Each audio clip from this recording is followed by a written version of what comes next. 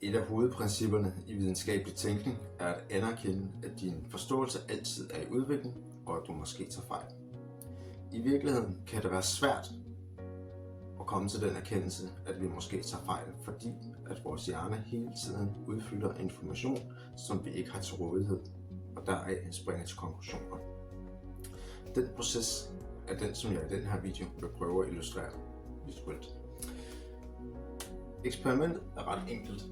Vi har et stykke papir med en cirkel og et kryds, og cirkel, den skal være til venstre.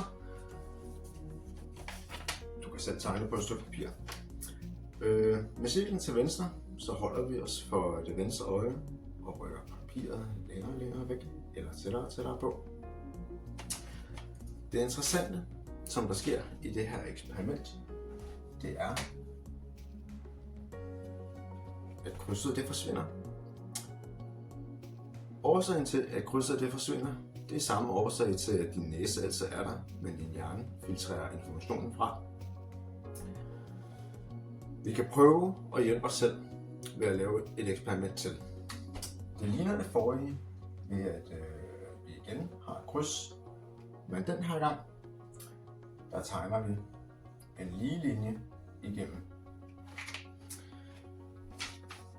Vi kan lave eksperimentet en gang til, hvor vi holder os for det venstre øje og rykker papiret længere og længere væk, eller tættere og tættere på. Som du nok har gættet, så forsvinder krydset altså en gang til.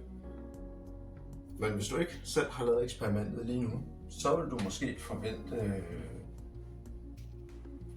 noget, der måske vil se sådan her ud. I virkeligheden er det, der sker, at det er det her, som du vil se. Det store spørgsmål her bliver jo selvfølgelig, hvordan kan linjen stadig være der, hvis krydset det forsvinder?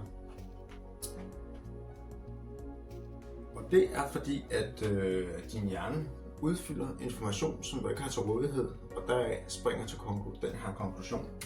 Og det gør den ved at tage den information, som der er tilgængelig for dig herover, og udfylder manglen på information der, hvor krydset var.